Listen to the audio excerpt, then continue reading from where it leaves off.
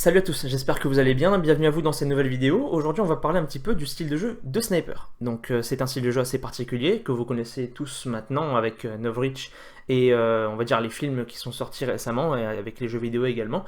Donc c'est un style de jeu qui donne envie à beaucoup de personnes, mais vous verrez qu'il n'est pas forcément facile à aborder d'un point de vue financier ou même d'un point de vue comportement, attitude sur le terrain. Vous allez voir que c'est vraiment quelque chose d'assez particulier.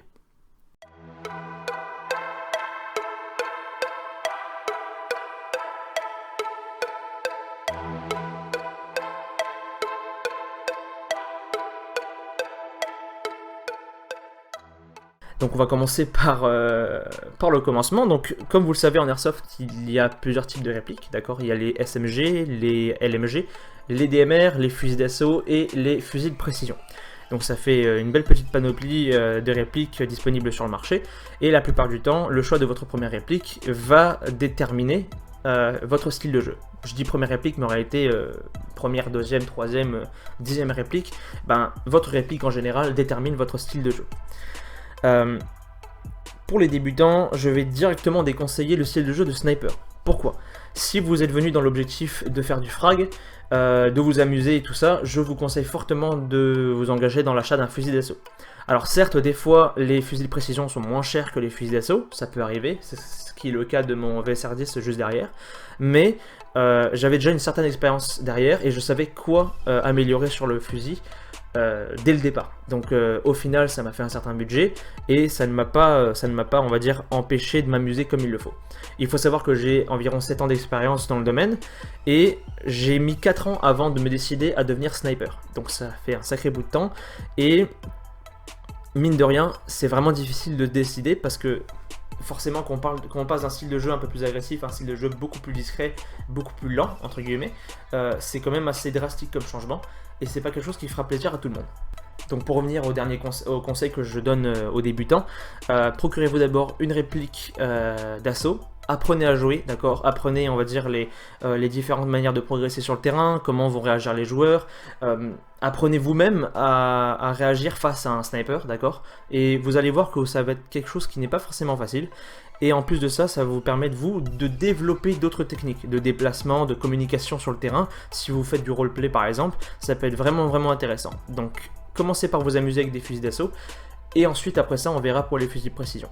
Maintenant, je vais présenter un petit peu on va dire le jeu de sniper de manière générale, d'accord. Quand on vous parle de sniper, la plupart du temps, on va penser à ce genre de personnes, d'accord. Donc des personnes avec des ghillies, donc des gros camouflages 3D, ce n'est pas quelque chose qu'on va retrouver tout le temps sur le terrain, d'accord. Même moi, je ne possède pas ce genre de choses. Je travaille sur, on va dire, sur un projet de ghillie, mais il n'a pas encore abouti, d'accord. On va mettre ça de côté. Mais bref, on va retrouver certaines personnes qui vont très bien se débrouiller avec des ghillies, d'accord, donc des camouflages 3D comme ce que vous venez de voir, et elles vont tout simplement apprendre à se fondre dans la nature. C'est grâce à ça en fait, c'est avec ça que vous allez pouvoir gérer votre attitude, mais il faut comprendre qu'il y a plusieurs contraintes. Par exemple, un sniper avec un camouflage 3D aussi intense, il faut qu'il gère ses déplacements parce que c'est quand même quelque chose de massif et il faut que ses mouvements soient lents. Une personne comme moi qui va se déplacer avec, on va dire, du camouflage 2D, avec un treillis classique et avec peu d'encombrement, je vais devoir être beaucoup plus léger, beaucoup plus mobile, d'accord. Selon, bien sûr, également aussi le type de réplique, moi j'ai un VSR10 donc c'est relativement léger, je vais pouvoir me déplacer assez rapidement. Quentin, par exemple, de l'équipe des CA, possède une réplique beaucoup plus lourde, un MB444 de chez Well, et qui est upgradé d'ailleurs, et qui est beaucoup plus massif, beaucoup plus lourd, ce qui l'empêche lui de courir, qui lui empêche tout simplement de suivre l'équipe dynamique, d'accord. Donc c'est vraiment un petit point faible au niveau de ce style de jeu. Donc devenir sniper, on va dire que ça implique certaines caractéristiques, certains critères de comportement, on va dire, sur le terrain. Il faut être patient, il faut savoir être discret, il faut savoir se déplacer au bon moment. Ça c'est quelque chose que l'on apprend, bien entendu. Vous pouvez l'apprendre si jamais...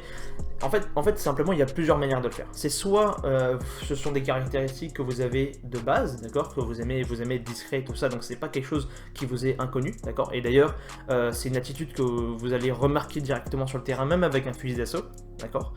Et pour certaines personnes, ben, vous allez devoir l'apprendre, tout simplement, d'accord. Vous allez vous faire sortir des dizaines et des dizaines de fois sur le terrain, vous allez des fois en avoir marre, vous allez repenser peut-être 5-6 fois à revendre votre matériel de sniper parce que ça va vous faire chier, tout simplement. Mais pour certains d'entre vous, vous allez perdurer, vous allez tout simplement continuer et vous allez insister et vous allez voir que ça va rentrer. Donc, quel est le comportement à adopter quand on est sniper, ce qui est différent d'un fusil, d'un assaut ou d'un LMG par exemple. Un assaut et un LMG aura l'avantage d'avoir la puissance de feu, d'accord. Donc avoir le côté psychologique qui est de hurler, bon entre guillemets quand je dis hurler, d'accord. Quand on est en assaut, souvent, ben, on crie contact, on donne la position des ennemis, on fait une pression avec la suppression, avec le full automatique. Bref, en gros, on a une grosse puissance de feu et on peut se permettre de se rapprocher des personnes vu que les distances d'engagement sont beaucoup plus courtes, d'accord. Donc de ce point de vue-là, c'est quelque chose de très nerveux. Quand on est sniper, c'est beaucoup plus différent. Il y a beaucoup de réglages à faire, que ce soit au niveau du hop-up, il y a des améliorations à faire, donc au niveau du canon, du bloc hop-up et de la pneumatique. Et il y a des réglages avec la lunette également, donc il y a beaucoup de réglages pour qu'au final votre tir soit correct. La plupart du temps il ne le sera pas, et très souvent vous allez devoir modifier, quand je dis modifier, vous allez devoir recalibrer votre réplique selon le terrain où vous allez aller. Ça se peut que vous jouiez que sur un seul terrain et que les réglages doivent être faits tout le temps, à chaque fois que vous allez jouer, tout simplement parce que les conditions ne sont jamais les mêmes.